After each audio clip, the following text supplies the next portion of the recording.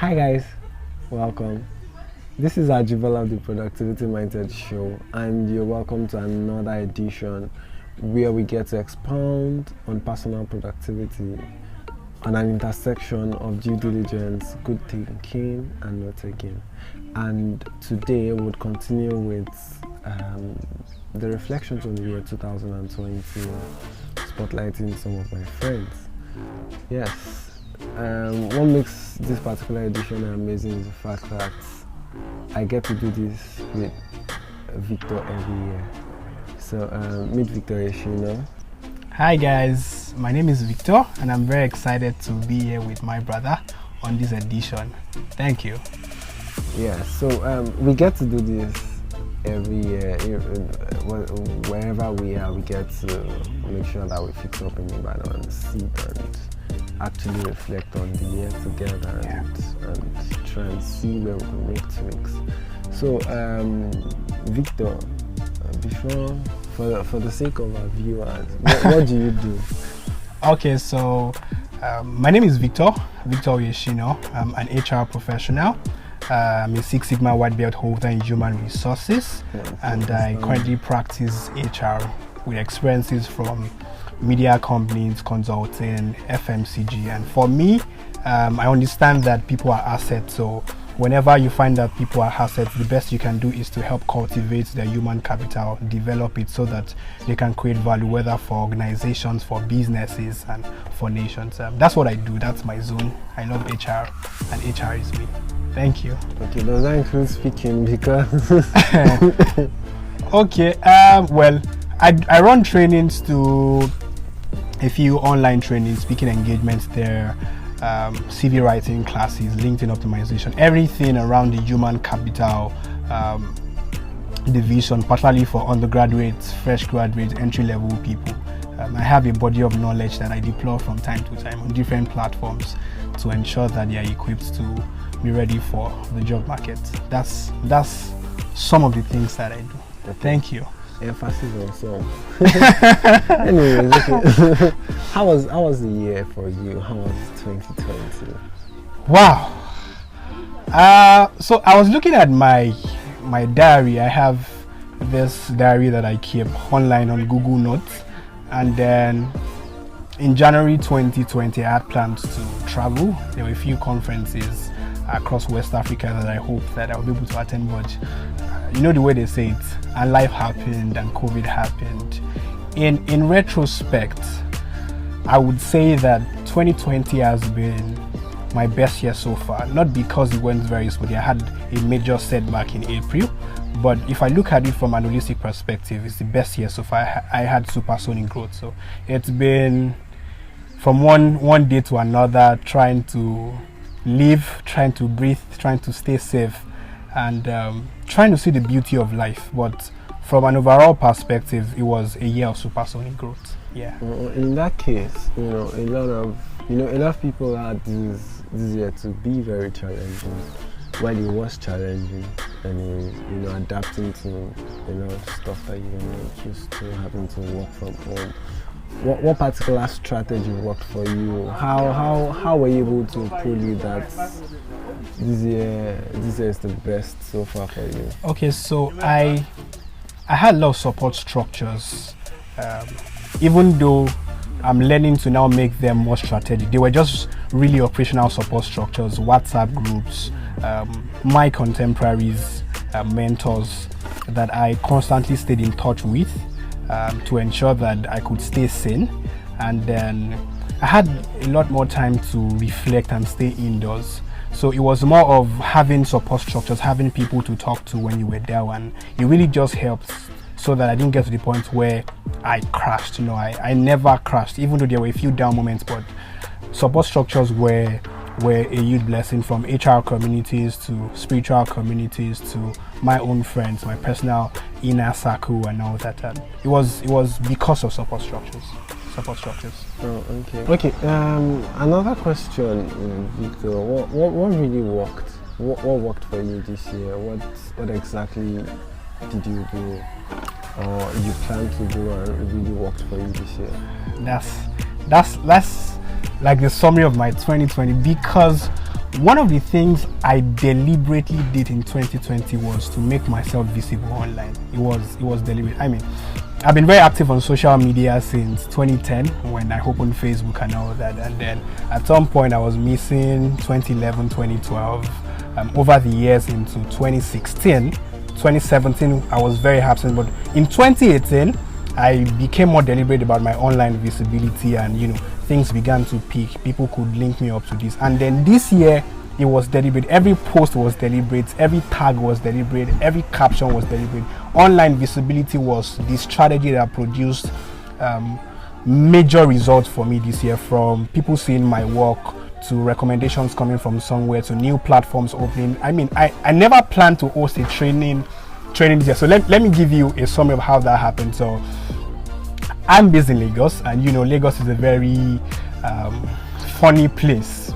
You can be mentally affected and exhausted most of the time. So a friend reached out to me and said, you know what, I know you're an HR person, we see your post, can you come do a training for us? I saw the message. I want to tell him, guy, busy. But I said, okay, when is the date? And then, this is something I would endlessly do. And then I did that for them effortlessly, and it worked. And another person saw that and said, we heard you're an HR professional. Can you do this for us? Okay, yes, I can run the training for you. And then that happened, and then another one happened, and then back again to support structures and communities. So every time I go to a place, or every place I live at different points in time, I like to be part of community. So when I was in Ilorin, I was very involved with the Yali community, and then the Yali state coordinator in Kwara saw my post, said, can you come do a training for us? Of course I can do a training for you. I went with my friend again, we ran a training for them, they were excited, and then the whole Ilorin and Kwara State University just opened up. It was massive. From this department to this faculty to this support group, say, guy, please, I can do training for you. Like, if we just opened up everything to having to do some things with the African Blockchain Institute, some other organizations I may not want to mention on the camera, and I'm just like, what if I wasn't deliberate? A few days ago, a friend calls to say something like this is happening in this city. I know you can do this. Can you come do this for us? And I'm like, okay. I'm already seeing. I'm like, this thing is working. No, even to interviews. I'm like, wow. So for me, the major strategy was online visibility. I was very deliberate about it, and it produced endless results. In fact, 2021 is going to be another year, deliberate, different strategy and all that. So online visibility was a major strategy that opened up 2020 to me. Okay, this one that you're talking about 2021 already. What should I expect? Well, you should expect more trainings, concentrated trainings. I have different value offerings that I've done from time to time. So last year you'll see me do something like 15-minute CV review, the CV conversations, CV master classes, and each one has their purpose. 15-minute CV reviews are check-in calls where people just come in, I check out their CV for free, and that's it. CV master classes are where I have trainings around employability, how to position yourself for job. The CV conversations has a deliberate purpose, is to stir up hope in people and then to help them see that there are possibilities. So this new year, there will be unveilings of new value offerings. I should create courses this year. I'll take time to create courses, deliberately create courses this year. All do. deliberately create courses this year. And then, because I'm very visionary, today I can say, let's just take over that place, and a day after I'm like, guy, calm down. But you should expect new courses, new content, new body of knowledge that will inspire and empower people. Like I said, what drives me is that I understand that people are assets, and when their human capital can be cultivated and harnessed, so knowledge is what helps do that, and I find satisfaction from that. That's purpose to me. So more content, new courses, maybe more appearances on social media. Let's keep some of those things in the back, but you will definitely see my face more in 2021. You will see my faces. Okay. Yeah. Interesting. Now, what really is the drive? Like doing all these things. Nobody does stuff like just for the sake of I just want to do stuff. Yeah. Not that people don't genuinely have, not that people don't have genuine interest in doing stuff, but what's the motive? That's really what I think on the motive is to see a generation of people that can release their potential. And I don't want to use that word as a cliche. Knowledge is one of the things that comes naturally to me. I don't know how best to explain that, but it's like my wiring, and then being able to teach that. Teaching knowledge comes naturally to me. So usually I know that what people need to move from point A to B, whether in their career, whether in their faith, whether in anything, is knowledge. So, and this is like my own wiring. So in my mind I'm like, we need to move you. Don't you get it? That's why someone was saying that, why do you do a lot of things for free?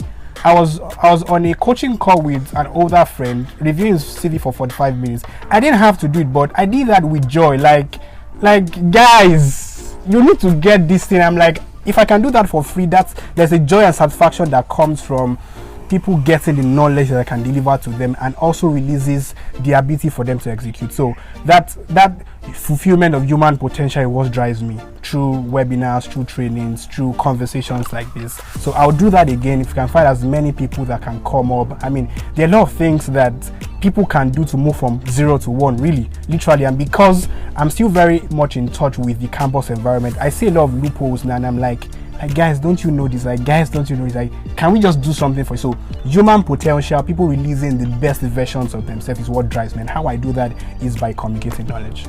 That's what gives me satisfaction. You know something that struck my mind now, Victor. Oftentimes when you said something about creating courses and stuff, what's your take on, oftentimes you have the skill, and I don't know, I think it has to, I don't know how to structure the question, okay. But let me just put it out. You have the skill, you're doing this stuff, and you're like, okay, how can I monetize this stuff? Or am I sure that this thing makes a lot of sense?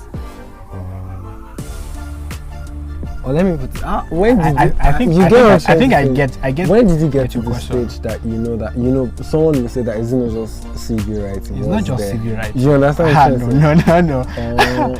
I can do this stuff. Like, what's the big deal? Or I don't want to mention brands. I get. But then I've seen people do stuff, and they're like, and then when when people get the the service they requested for, like, is it not just this? Is it not?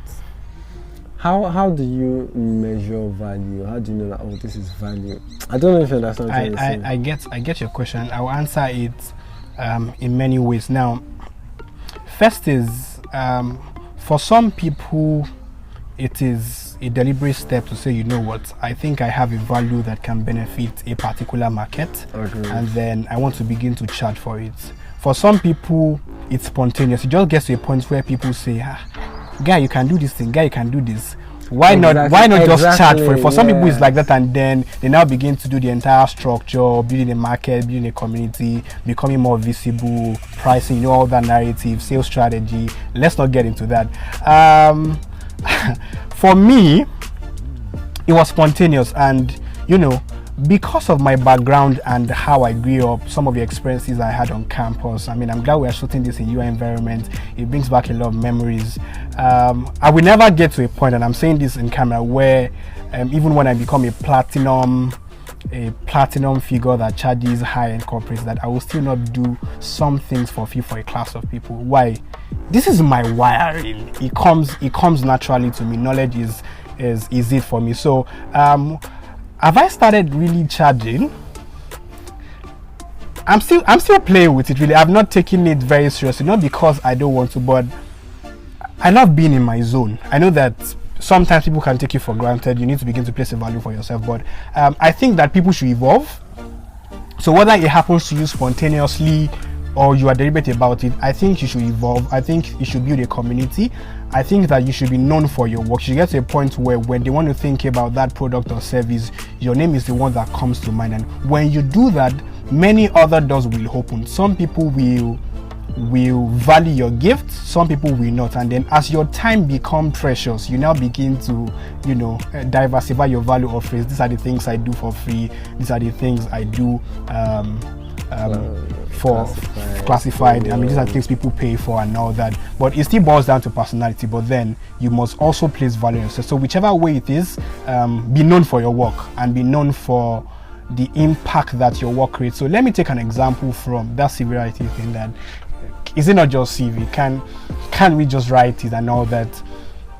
Yes, there is a sense in which that perspective is true, and there are a lot of people who write CVs for people that are not even HR professionals. But what is most important is if the quality of service or product they are delivering for you, they are doing for you, helps to provide the target result that you want it for. Because I have experiences from the recruitment room.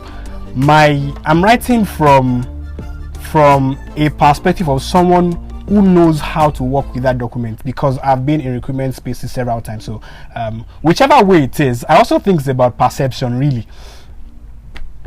People really, when they pay for services, they may not exactly know what they want, but they just think this person can do. So if that person is the person that's available and is visible and can do it for them, just do it for me, I get my, and we move on. So when you now want to get into the nitty-gritty of those who are very who have built proficiency in that and are expert, you now say, okay, I want this person to do this for me. But whichever way, I think that whether we are core people in a particular field or not, as long as you are delivering value that people can discern and you're not scanning them and you're making your money, I think everybody's fine.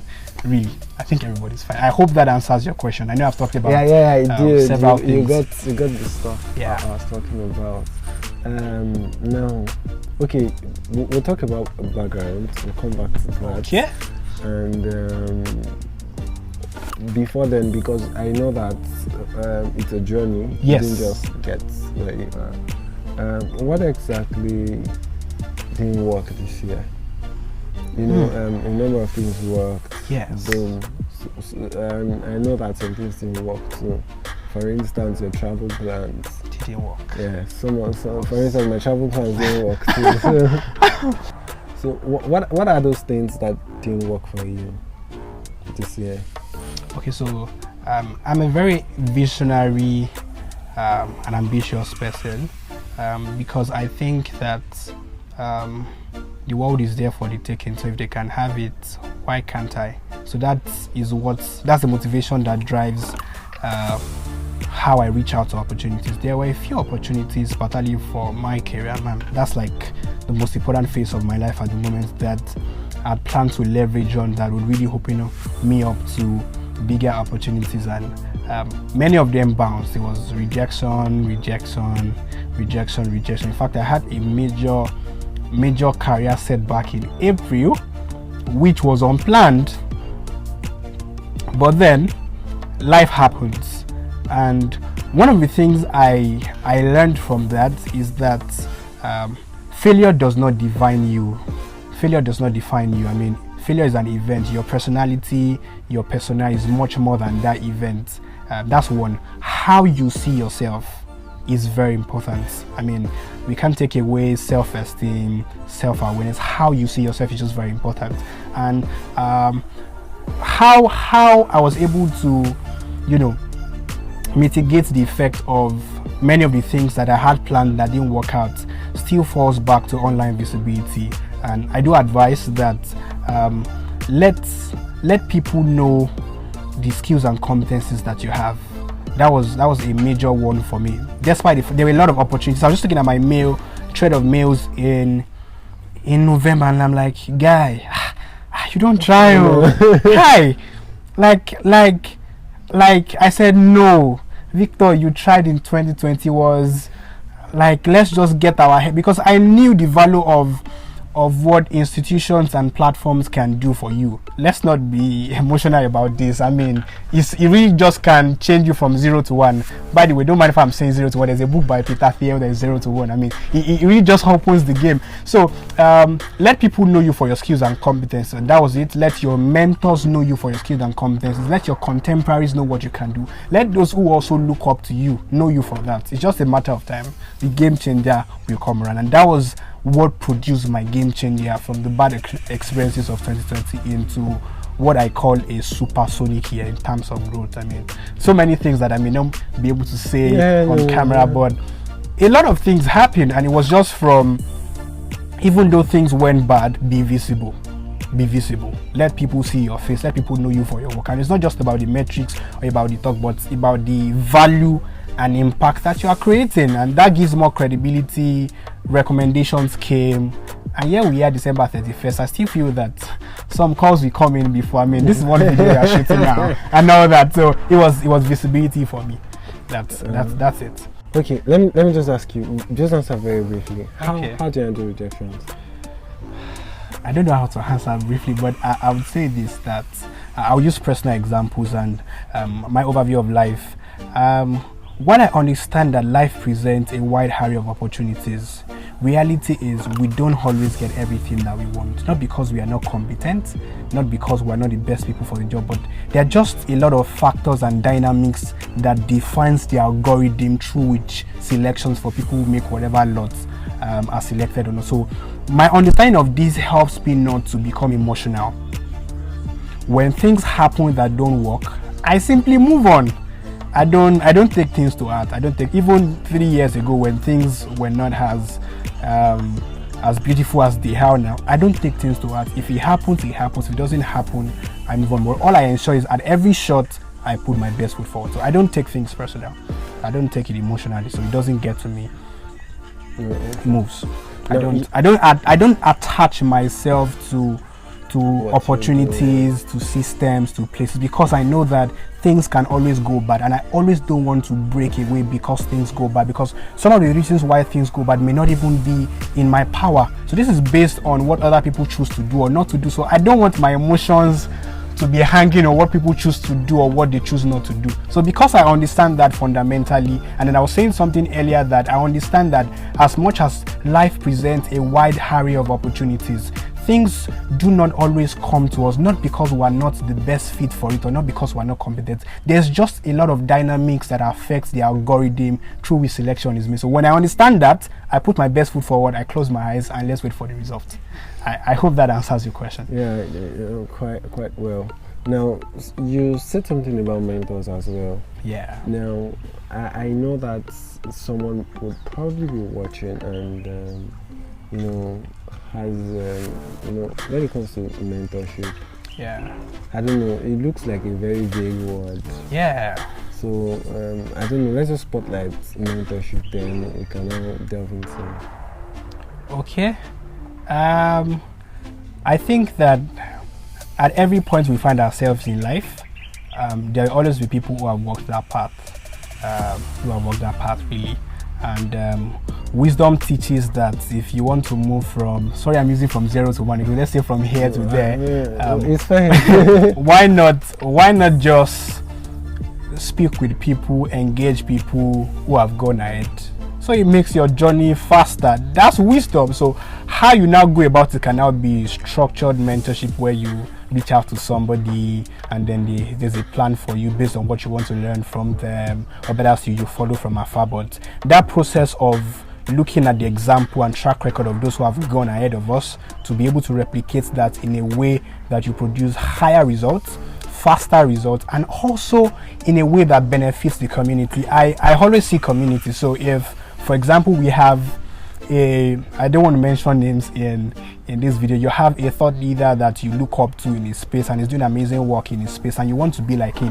Don't just look at wanting to be like him and have his result. Look at the mountain where he's playing. Look at the space and market where he's playing. So when you are coming in your own generation, look at the innovation and the gap you want to bridge in that space, so that the mentorship is not just producing something for you in terms of helping you release your personal gift, giving you visibility, you becoming famous, you become a celebrity, but you are also actively solving problems in the society. That's what I see mentorship as, moving you from where you are to where you want to be by looking at the track record of those who have gone ahead of you. Interesting. Yeah. I hope that helps someone in the choice of, yes, exactly. Whether it's your faith, whether it's your business, whether it's your career. I mean, you want to go there, simply just ask those who have gone before, how did you do this thing? Let's make the journey faster. Not because you want to shrink process, really. I know that at different points in our lives, we would still have to go through process. You don't get double promotion in some phases. You still have to walk that path. However, how you walk it, the level of self-awareness that you have, knowledge, exposure, helps you to even enjoy that process, so that when you come out refined, it's always about value. you come out refined, and then you can create more value, bless more lives, and obviously make more money. That's it, really. You don't want to skip that part. Everybody has to. However, how you go about it just differ. Mentors help to make it shorter. You hear people say it took me. This book is a product of 40 years of experience. Sir, I'm still very young. I'm a millennial. I don't want to do that. So just show us how it is done. We will do it the way it's supposed to be done, and we move. Do you understand? Yes, that's how it is. Let's just move. You don't have to go through that part of 40 years. Come on now. Come on. No. Wrong. Go wrong. No, let's not do it like that. It makes life, because we do not have.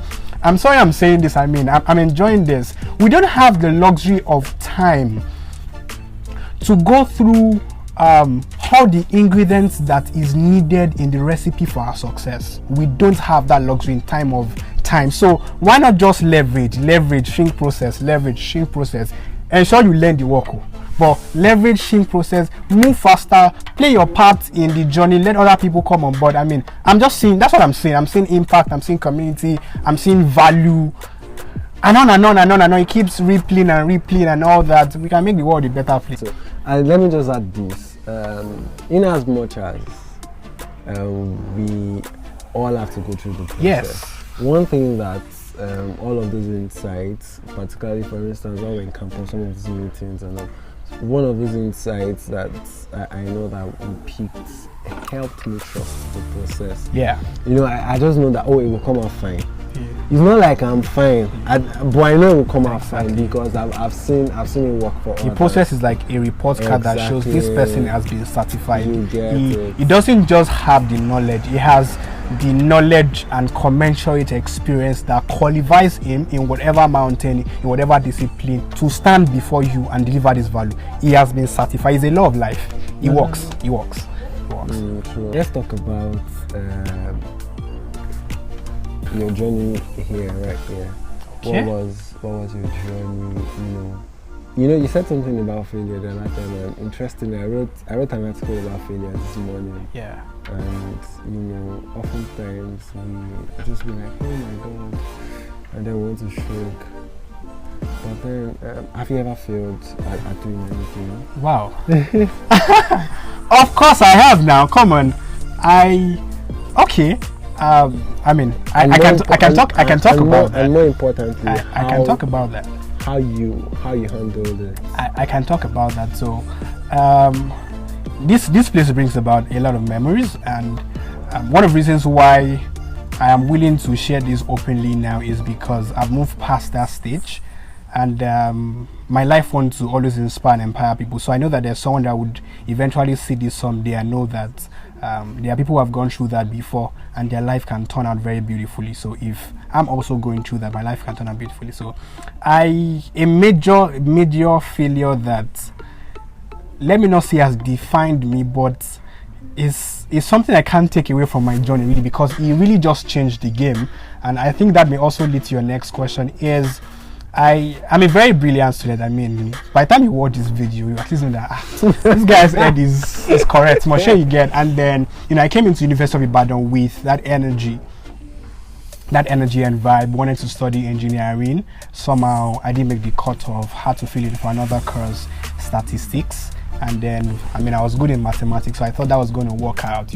I'm smiling back. This is man, and then 100 level came. The plan was to eventually cross to engineering. To look back at it, I'm not sure I'll function well in engineering today.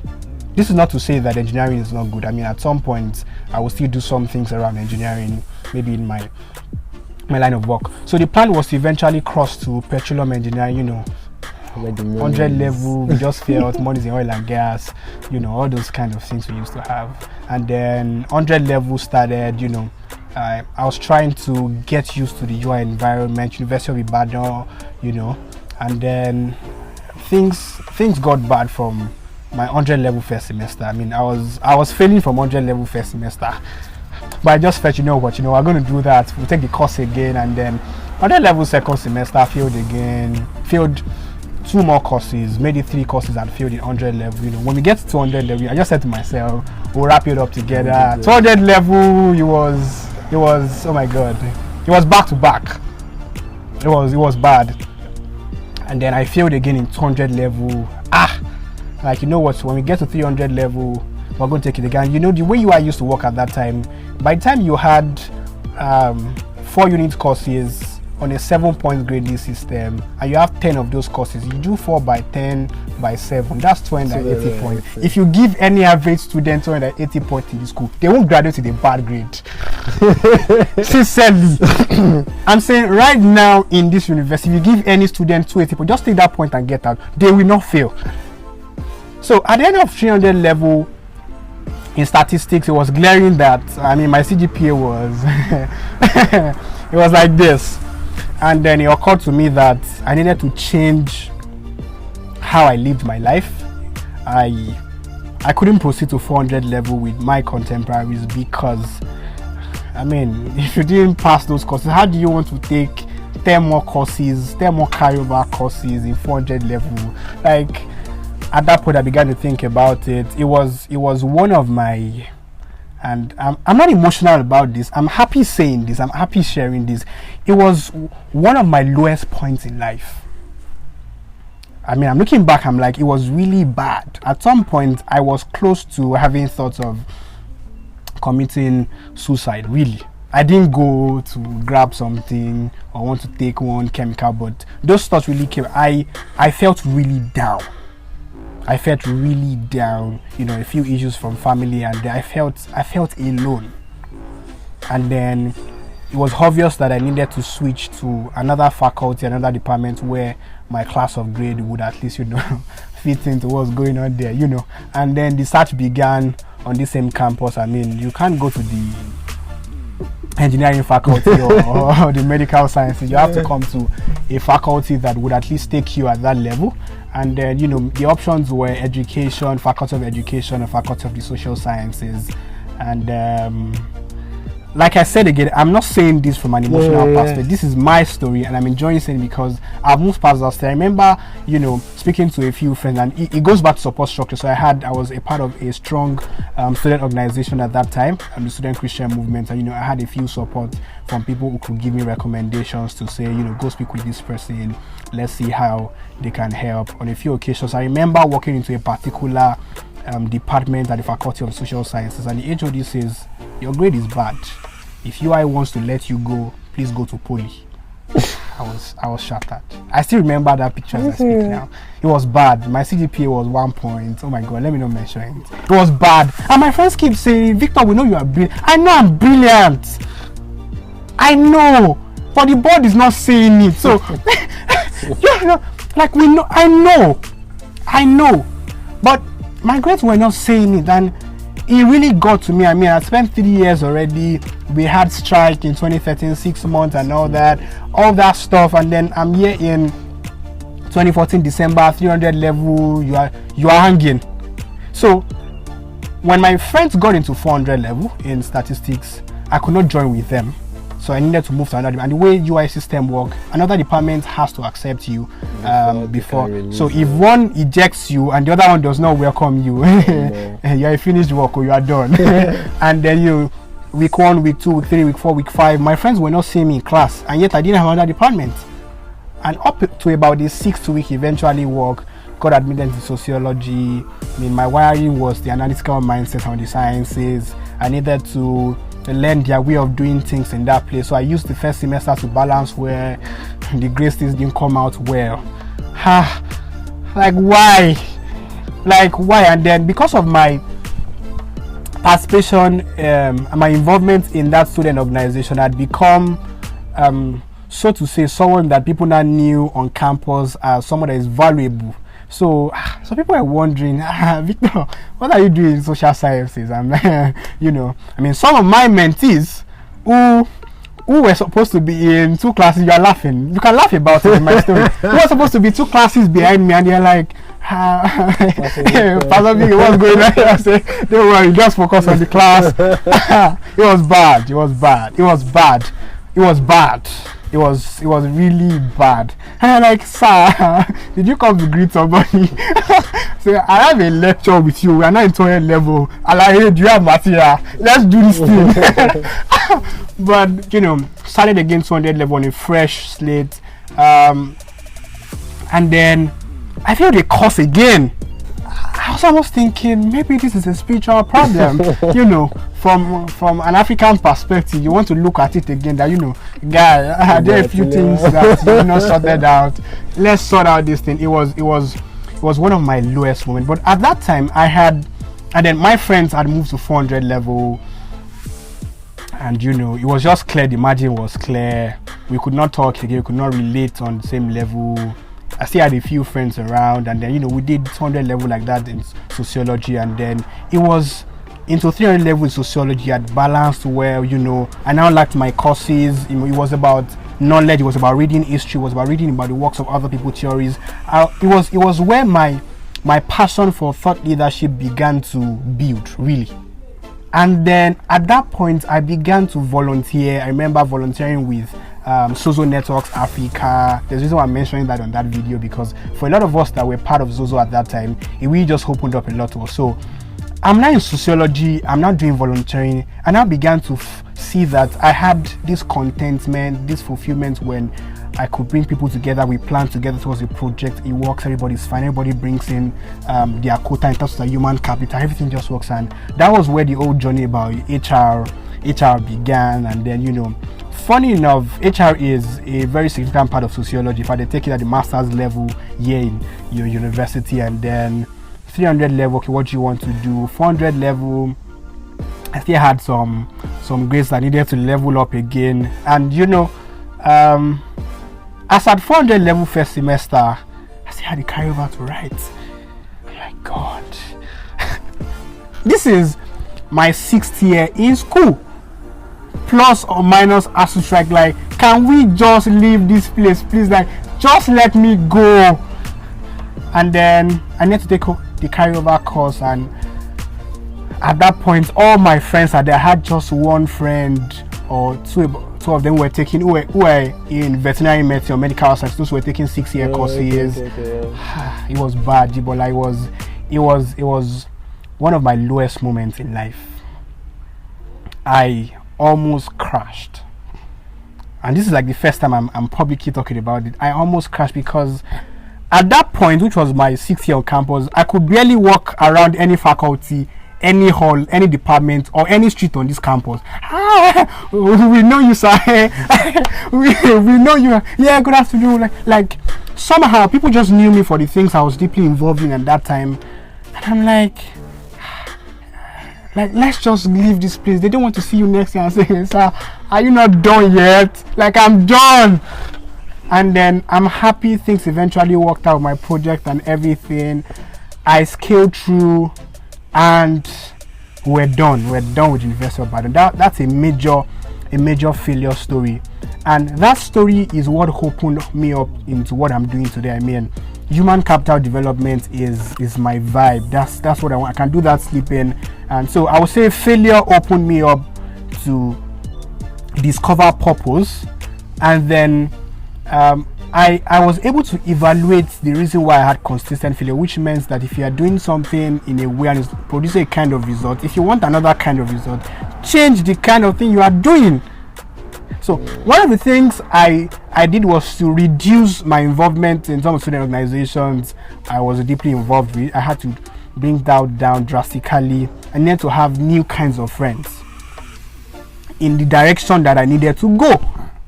And over time, everything just began to add up, and that failure story has opened me up rather into some of the biggest things that I'm so proud about. And people are like, Victor, that guy's amazing. I know I'm busy, but you don't know that it was really bad. That's a major, but it really opened me up to everything. And today I'm doing HR effortlessly. Beyond even doing HR, I mean, human capital development is the passion. HR in the workplace is one way. There are several other ways to release this fragrance. Some could be in my local church, some could be in other entrepreneurial work I'm involved in, some could be through the initiatives that are going to come up in 2021 and many years to come. So that failure opened me up, because I now got into sociology, and I got to sociology, and I'm like, yes, this is my zone. Take away the ydx, take away integrals, take away real numbers, take away all those things, take away Cauchy series. Like, I don't want to see those things. I don't want to prove for 4 pages anymore. And it really just worked out. It really just worked out. So I'm happy that I failed that time, because it has produced a level of self-awareness that has landed me on the path of purpose. Yeah. So the biggest thing I learned from that failure story is that failure does not define you. And I was saying earlier that there's a commensurate level of knowledge and experience that certifies you to stand before any people, before any market, to deliver the kind of value that you want to give them, which means that you don't only know it, you have worked it. It is you. They can see it. So when you stand before them, you are not just releasing the motivation for them to execute, you are also releasing the ability. It's not just to steer them up, there's that execution power for them to become, which is key. So when I say I'm passionate about human capital, that you have something in you, and I'm hoping that through the things I can say to you, you can move from year to year. By the time I've shared not just principles, I mean, there were other things I did, like changing the kind of friends I had, changing the kind of books I read, changing the kind of conferences and events I attended. There were major things, people, places, and communities. Changed everything. People, places, and information, rather. Changed everything. People, places, and information. So when those things change, the kind of result I now wanted now began to show up, and I'm like, so this thing can be this sweet and all that. And, one of the things I also learned from that failure story is to always do the right things. To be very honest, I hope my friends don't see this. I was not a diligent student, to be honest. No. Let's just keep it like that. Let's just keep it like that. Let's just keep it like that. I didn't know you were actually going to open up this. I was not a diligent, to be honest. If you want to have results, be diligent. I don't know what I'm talking about, but I saw a particular US student that had a 7/7 maybe 2 years ago, last session. And don't heavy this person. Person has done the work. Person has come correct. So the results have to show. Now that I'm in the corporate space, I'm doing some other. I know you have to. You don't say before. What's the meaning of that? You want to always show up excellently, guy. So you have to do the work. I didn't do the work. Do you get? But we were done with UI now. It didn't get that bad. I'm happy where I am now. That's what's most important. I actually didn't know where. I was not diligent, to be honest. I didn't know we were going to go this far. Yeah. And interestingly, I think one of these days we'll probably get Dan, Victor. Okay. And then we'll tell our UI story. Please don't do that. Because it's not well. It's going to help you. Really, because you just poured me up, and you just poured me up to the reality of the fact that, in as much as we talk about being vulnerable, in as much as we talk about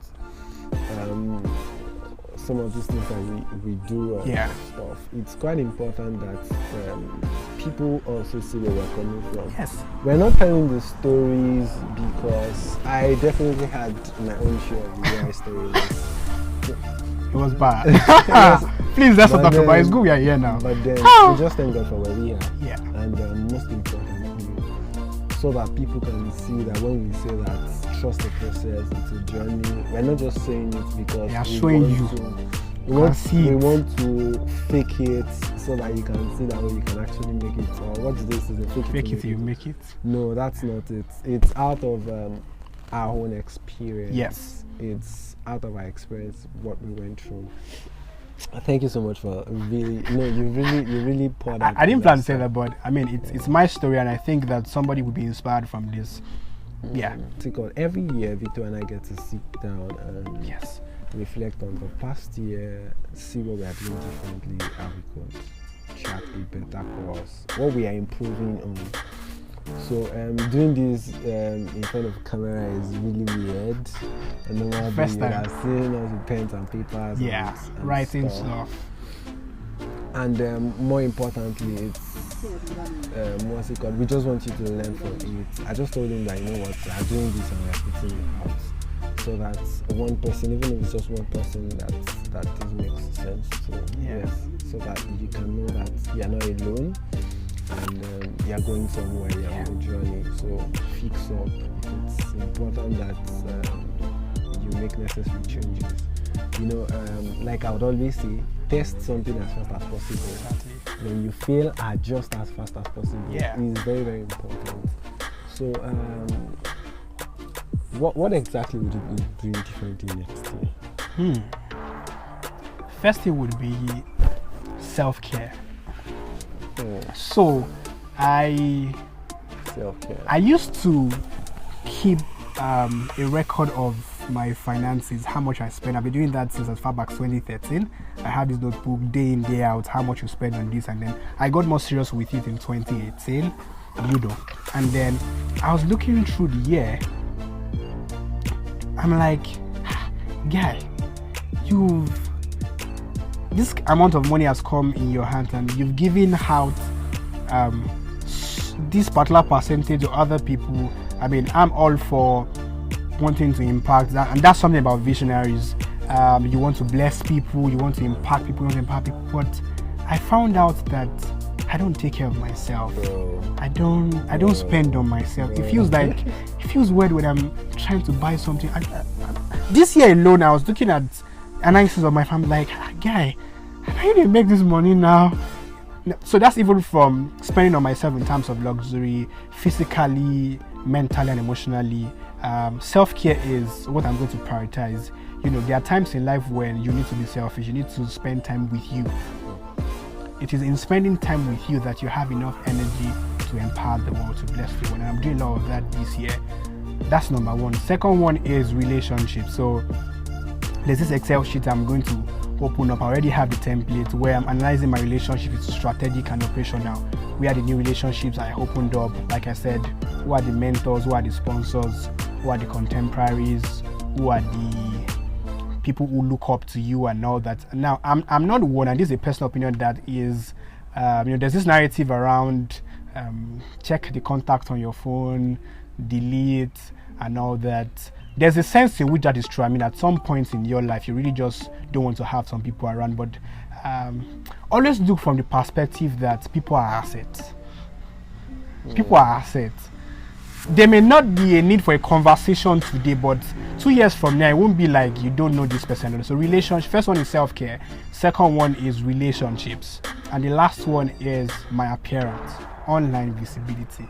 I'm going to be more deliberate than ever, because I see that that's what produces more opportunities for me. I mean, I got major opportunities this year, and it was just because people could see my work. Self-care, relationships, and online visibility. Yeah. Interesting. So we are still on the same course. Yeah. Okay.